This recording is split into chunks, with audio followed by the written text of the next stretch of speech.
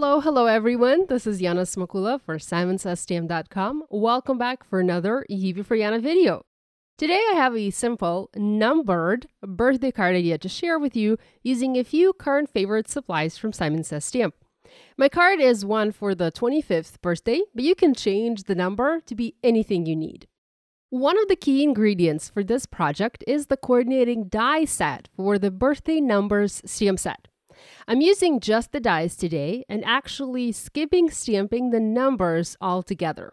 Having dies, you can create all sorts of looks, and the look I'm going for today is actually negative die cutting. My idea is to die cut 25 in a panel that will become the front of my card.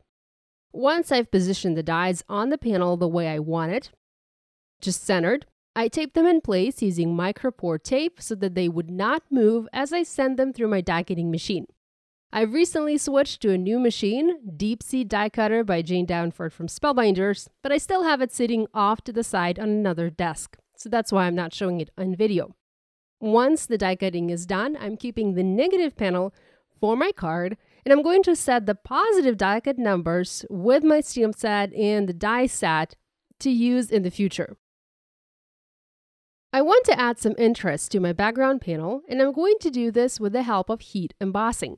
Here I have a rose lettuce background stamp, and I'm going to heat emboss it using white satin pearl embossing powder from Hero Arts to have a tone-on-tone look.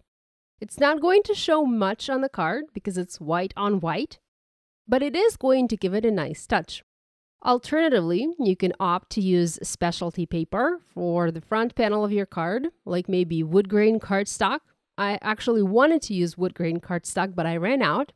You can also use something like a texture plate to add some dry embossing or texture detail to the card front.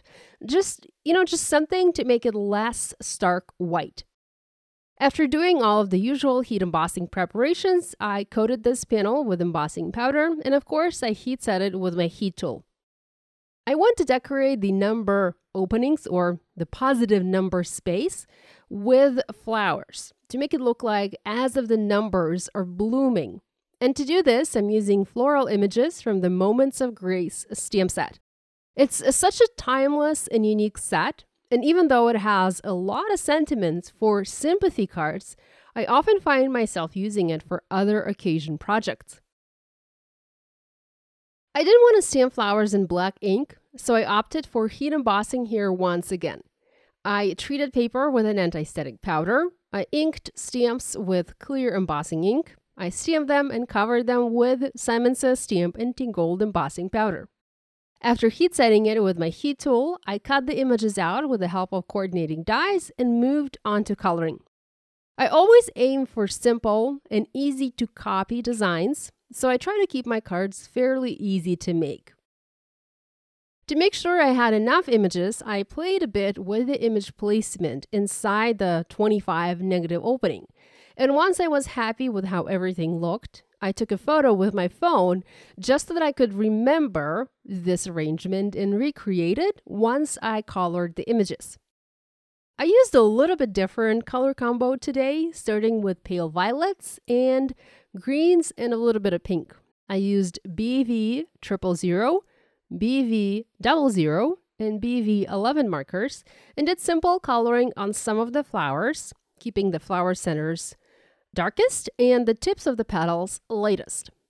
I also used pale pinks and went with the RV23, RV11, and RV10 colors for the other flowers for this card. Same here, I kept the flower centers darkest and tips of the petals lightest. For the greens, I used G99, G94, and YG03 markers. Once my coloring was finished, I pulled up the photo on my phone, the photo of the arrangement, and I started recreating the floral arrangement now with the colored flowers. I'm really glad that I took the photo and had it as a guide, because had I not done it, it would have took me forever to plan the image placement all over again. So here's a tip for you. If you've arranged something once, snap a photo and use it as a guide.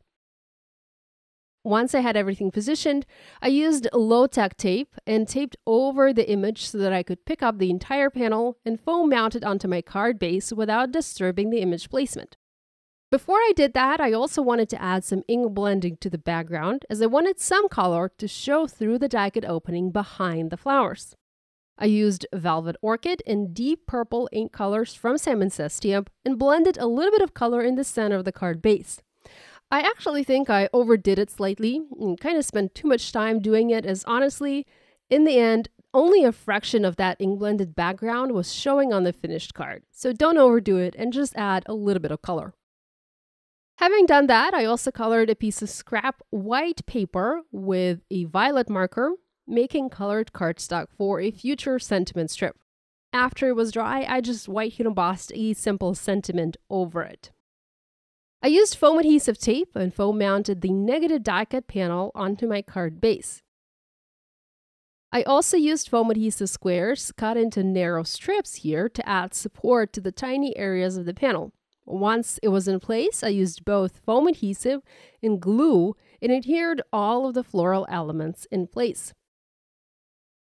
Finally, I added that Let's Celebrate sentiment. It actually comes from the Birthday Numbers stamp set from Simon Says Stamp, where I used the coordinating dies from.